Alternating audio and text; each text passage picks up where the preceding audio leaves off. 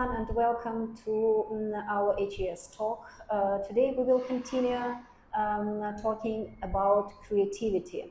Last our talk was devoted to AI and creativity, and we explored the nature of creativity and what is actually the difference between AI being creative and a human being created. And we outlined some approaches and understanding of creativity as a unique language of self-expression of each and everyone. So in this case, and we wanted to go deeper to explore what actually blocks us of being creative. As for me, I believe that nowadays all fears are being spread about AI, but the real problem is not with AI. If we ask ourselves, have you been creative recently?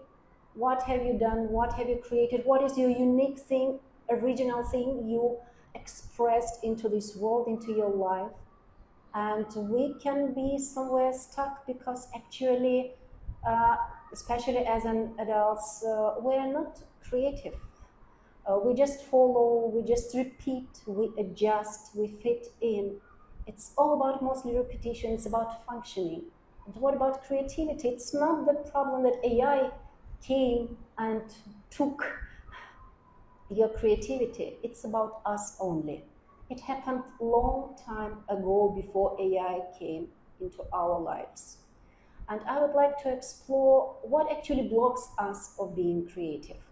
And today I'm really very excited to have as our guest an amazing person, an expert in creativity and fears, a columnist, a TEDx talk, an international expert on creativity, and he's a professor at Penn State University at the US, and we're really happy to welcome Arpan Yagnik today in our studio. And I would like to start with a kind of fundamental question. Do we really need to be creative? First of all, thank you, Marina, for having me here in the studio. This is a wonderful opportunity to share what I believe in and believe vehemently. Do we need to be creative? My answer is absolutely yes. Because as far as I am concerned, the only difference between a zombie and a person is their creativity. If an individual is entirely devoid of any kind of creative energy and manifestation, then they are pretty much as good as a zombie. So we definitely need to be creative, and the need is more to express the creativity rather than being creative, because we are naturally creative. Okay, but what blocks us? What is the difference between being creative and expressing? So you can be an architect, right? But then you don't have to make buildings. You can also make. So an extension of being is the doing. So to be creative, you can choose whether or not the creativity manifests in one or the other form or a product or something. But being creative is more about a certain way of living with a vision for life. So when and where creativity starts in this case? Creativity starts as a mindset, as a feeling? It is a mix of both, because they enhance creativity. Without emotions, without empathy, without sympathy, without compassion, it is very hard to be creative, because then you get stuck in your own point of view, in that singularity. It may not be unique, but singularity and linear point of view. If we don't have all these other emotions, that spectrum, we never get to see the mountain from the other side, the world from another person's eyes, or any sort of those things. So that plurality, the pluriversality of creativity, it hinges on these emotions and the humanistic aspects that reside within. You had asked me one thing earlier, that what blocks creativity. Now, we all know that kids are so curious. The kind of questions and the line of inquiries that they have, nobody else does. Absolutely. So kids are naturally curious. So that means we are all born creative in one or the other way. So being curious and being creative, is it, I would say, at the same line? They are connected hip and bone, like it's like that. But there are some nuances. Curious is just a state of mind which keeps you going until you find one answer. That one answer can satisfy you. Creativity goes a little beyond. Wow. Because creativity, you do not get satisfied by that one answer. So the quest, very strong point. so that quest keeps going on and on and on and on and on. So that's the nuance. It's a subtlety. It's very important. Yes. So often we use it interchangeably, but that should not be the case. So coming back to the point of what blocks us. So kids are naturally creative. Then what happens to them? Something happens which slowly and systematically eradicates creativity from them. There are two things that actually happen. The first one is parenting. Parenting is the single largest informal behavioral and cognitive modification and standardization program on the planet. Absolutely. Wow. Okay. Parents all across the world, regardless of what language they speak, they will tell pretty much the same things to their children. If we do a meta-thematic analysis, there are 5 to 7 major themes that emerge out. What this does is that this starts standardizing the human. Then, before parenting ends, education comes into play. Education is about liberating the individual. It should be. Even the Vedas, the ancient scriptures, says that education is to liberate. And they of course talk about liberating an individual from the cycle of life and death, but then it hinges on knowledge, jnana. Putting that aside for a little bit, in educational systems, invariably what happens is that the meaning making, data analysis, information processing starts getting streamlined and standardized. Because of this, we develop a way of interpreting the world, interacting with the world, and that's pretty standardized. Why? And there is a conflict as well. There are conflicting messages being given. You need to stand out, you need to be unique. But the moment a response or an answer on the test is unique or it stands out, you get penalized. Actually, yes, and I would like to add that the whole education system, if we speak about traditional, existing widely now education system, is just focused to get the correct answers back. It's not about actually, in this case, perhaps I will just question, it's not about uniqueness. Education system does not, deal with uniqueness at all. There's no space for uniqueness. There are some specific, absolutely outlined paths. You need just to follow these paths. You need to match the correct answers. It's not about even curiosity. You need to learn that. You know, just, pen drive, having some feet and hands. That's it.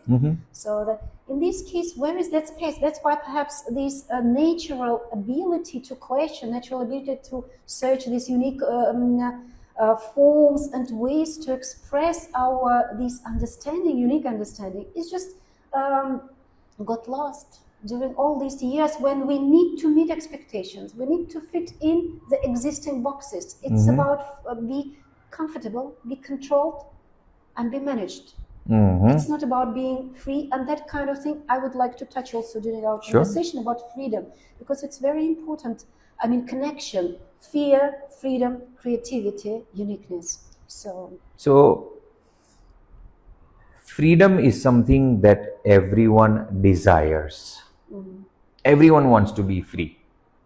But as long as you keep living under the influence of fear, you are not free. Fear controls your thoughts, actions, and decisions. To break free from fear, you require creativity. Okay, so creativity is just a tool to defeat. It is also a tool to defeat and an outcome of freedom from fear. Okay. Because many people are afraid to be creative, are afraid to share their creativity. Why? Because then they will be judged. Yes, this is important. The whole education system, actually, it's about judgment. Yes. We really, this, you see, it's not even, because there is a natural fear, right? So it's connected with survival and all kind of fight or flight. But, I mean, education system, teaches us, that everything you do, whatever you do, it should be judged. Yeah. So my teacher, my guru used to say that education is something that is comprehensive, that is holistic.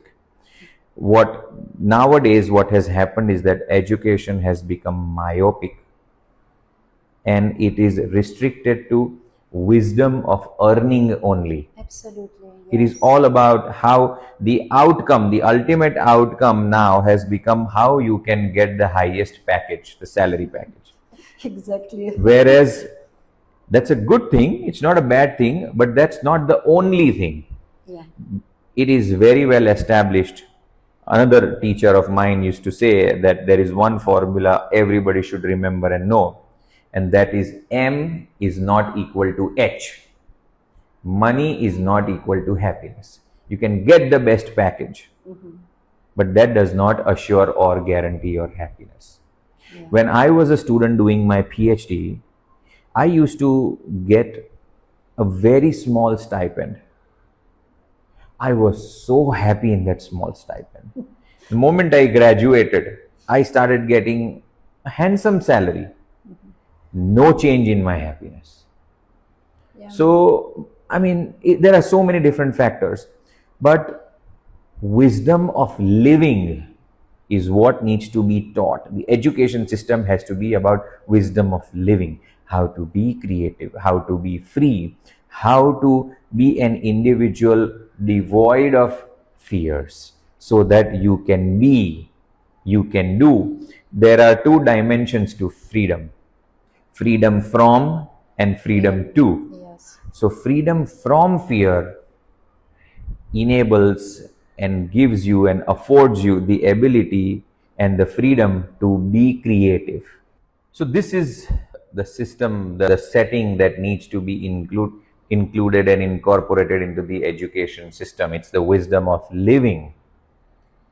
But this is a dramatical shift in education, because how to incorporate, how to change, what are the main things we need to at least to start this? Because I can expect a dramatical shift in that. But what are the at least first steps? It is dramatic, and I would say that this is a paradigmatic change. Yes. This is paradigm shifting. Yes, paradigm shifting. But there is a real need for it. Everybody wants success. Traditional and conventional means of education, the confidence interval, the confidence ratio, that by doing everything traditionally and conventionally, I'm not referring to the ancient systems. I'm referring to what has developed in the last 200 years. If we go by that, the chances of success have been dropping. So if you want success, you need to change. You need to, because everything around you has changed. But if the paradigm of education does not change, then you are setting up yourself for failure. One of the first things that you need to, or anybody needs to do, is acknowledge that the world around has changed. The requirements for success, the ingredients for the recipe of success have changed. If you are the same person occupied and controlled by fear, you have no place in today's day and age. If you are the same person who absolutely lacks creativity and wants to keep doing those industrial, mundane, routinized jobs, it is very likely that you will not have gainful employment for your entire life or through a major portion of your life, because World Economic Forum suggests that on an average, a person who is 18 years old now, once they enter the job market, they will have made 9 profession changes, not job changes, profession changes. There is no degree on the planet that can prepare you for 9 professions. It is only your creative abilities and proclivities that will give you the required eligibility to succeed in all the 9 professions. Skills do not last because they can change. There used to be different types of computers, there used to be different types of languages. They are gone. Those skills are useless. Some of it can be taken and carried forward. It is the creativity. We are talking about, we are living in an age of artificial intelligence. Yeah. So creativity, without creativity, your eligibility to succeed in this era is severely restricted. And this age is like a python. It's a constrictor. It keeps it, twists around, and then the moment you breathe out, it constricts. Then your ability to breathe in goes down, and then it constricts further. So creativity is the only way to be creative. And how it can happen at the school level, you have to look at it from the point of view. There are many different models for it. For the paucity of time, I'll just talk about one simple. You look at 4 P's: the person, the product, the place, and the process. This is an easy way to analyze the overall ecosystem if you're looking at the bird's eye view. So, for example, the place, the classroom setting. Why does it always have to be rectangular? Yeah. Or some kind of square? Yes. Yeah. Why not circular? If you change the height of the ceilings, what is the impact on your ability to think, see? Lighting. We all know that lighting and sound and spaces and structures have an effect on us. Absolutely. Even, if we just see our spaces from the point of view of all senses, how a human, feels, even sound, color, smell, these kind of things. So it really creates an absolutely different environment if we just shift to something different. See, for me, certain things are very simple. That if you have a car and if you have 4 tires, you use all the 4 to drive. You don't use just 2 or 3. Yeah. Yeah. We humans have so many abilities. We have 5 senses. We hardly engage 5 of them. We mostly rely on 2 of them or 3 of them. Similarly, we have so many abilities, we have so many interests, we have so many curiosities, but we only engage a few of them. So it's like, I have a car, but I will only drive it on 2 wheels. Absolutely. You see, recently I had a lecture for pre-primary teachers, and I explained this, you see, very, simple from the point of view of science, but neglected from, education point of view. Because up to the age of 6, you see, our brain develops, and it has so many neuron connections and synapses. And what happens and it's double of the adult size. But up to the age of 6, it just shrinks because pruning starts. Why? Yeah. Because if those synapses, they are not engaged, they are not, we don't need them. Yeah. So they just die.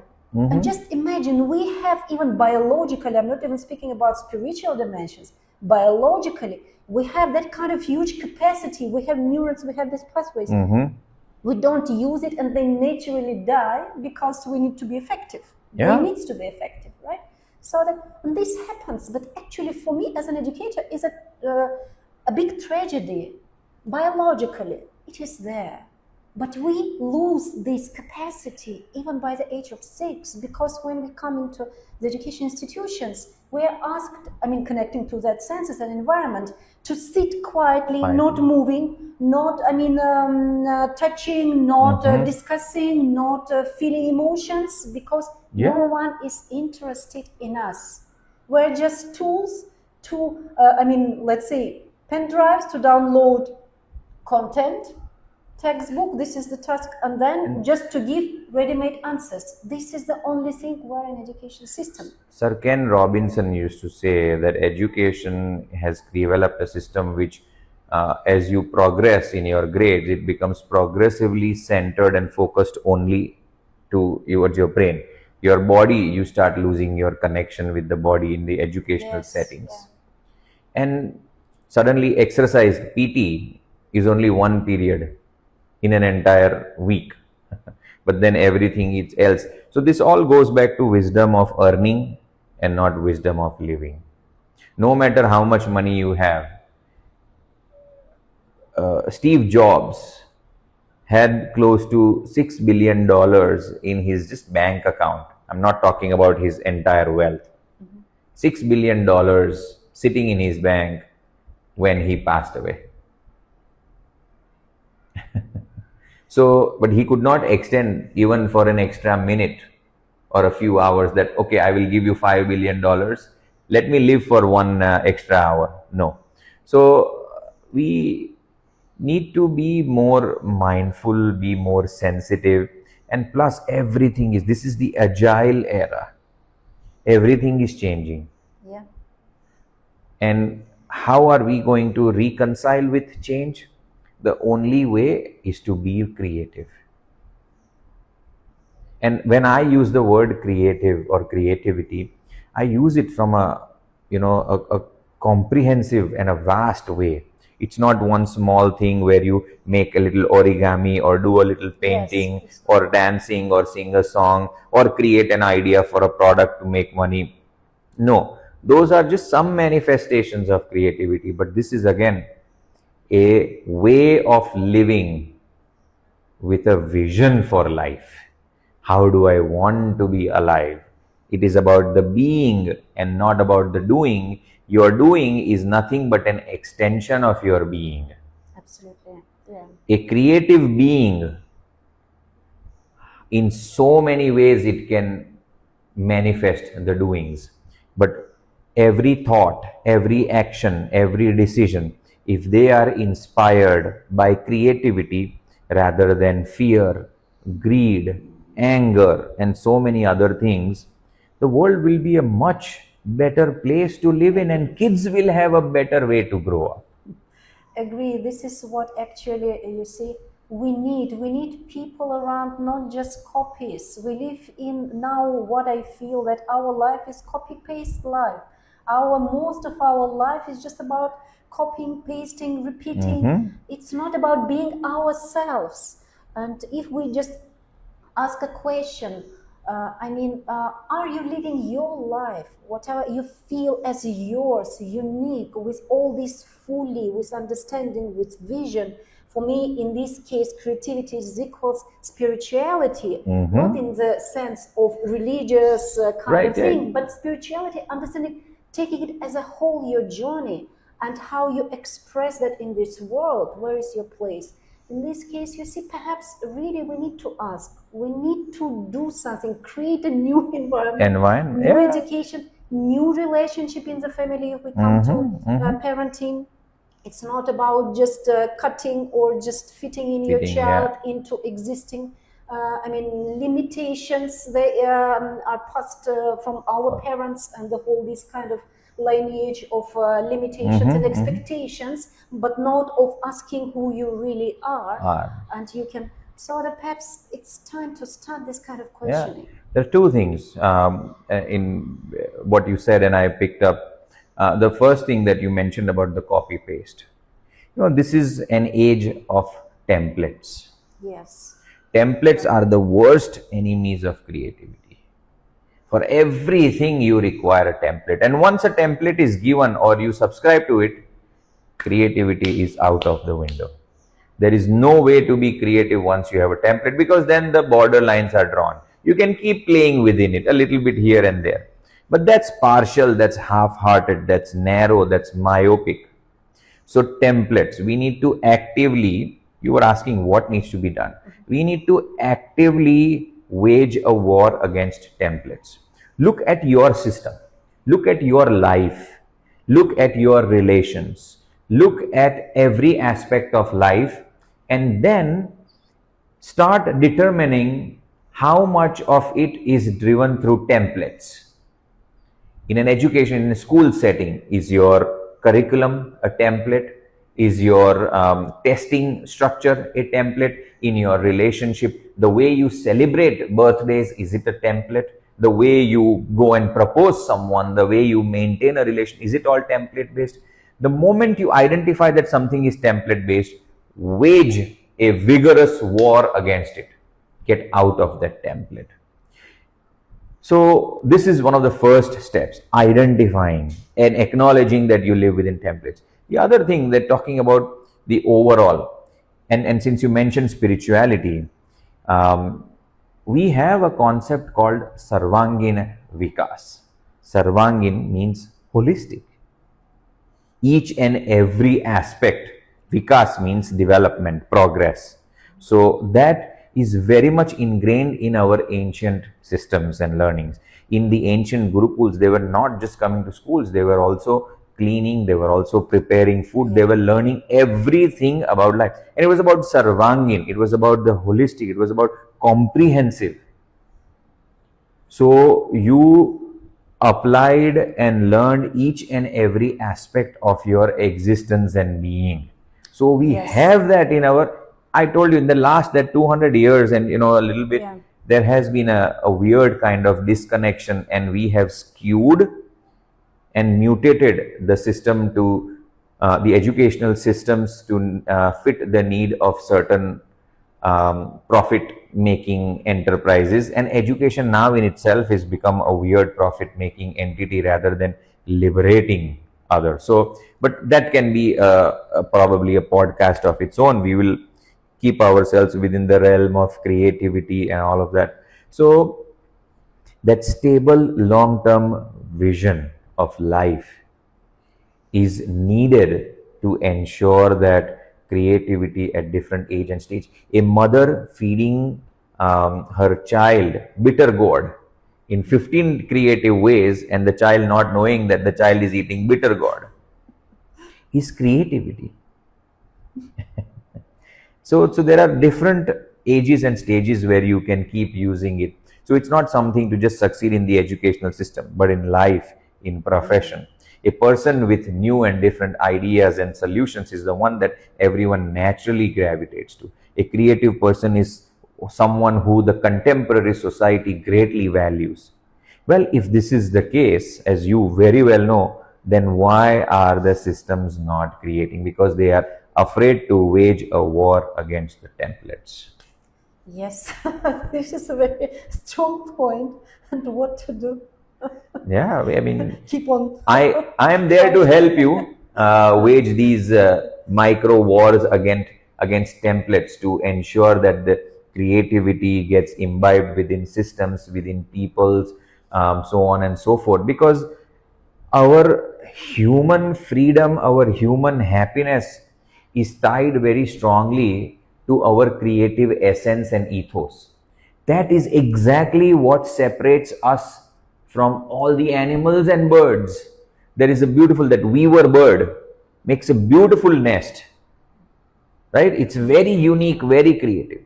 But that's it. Weaver bird cannot make the nest that an eagle makes, or a crow makes, or a sparrow makes for that. It's restricted. But humans are not restricted. Human creativity is not restricted.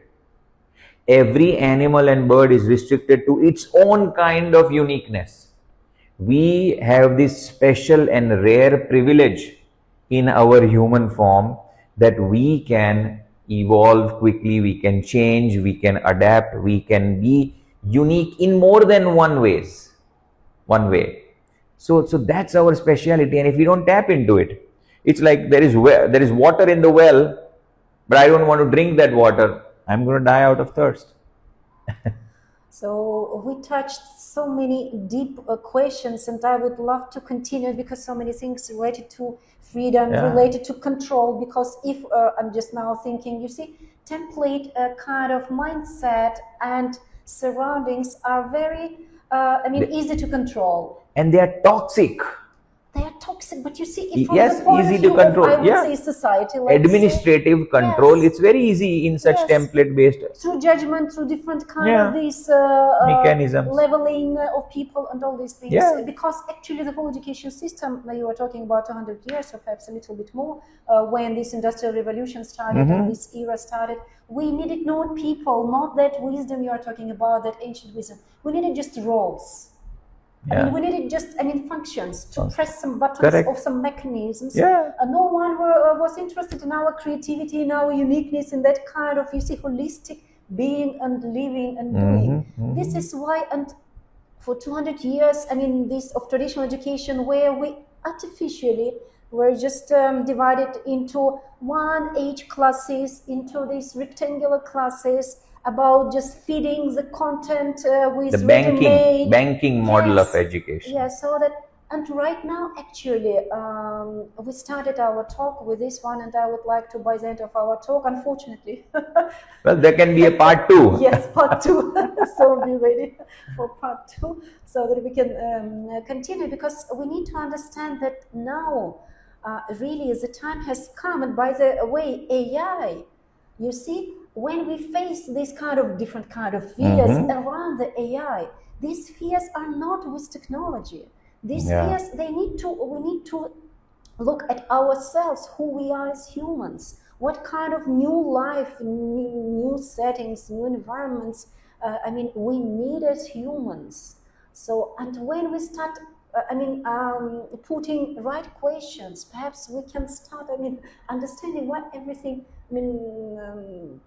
needs to be changed. So there is a really need for change, not like at individual level, but at the level of a civilization, because we are challenged. We have challenged ourselves, and we are, historically at that kind of phase where, as a civilization, that we,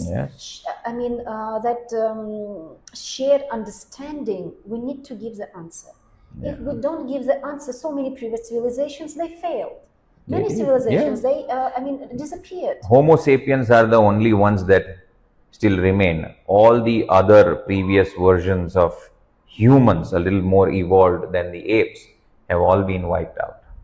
So that's why it's really urgent, and I would like to, we have the final part of our talk is just to give a kind of challenge. If you can think, because you have started about just start exploring the templates, perhaps if you want to add something, or it will be our challenge, explore the patterns in templates in your life and start question them, right? So that to identify where are you in this, in your life, where are you?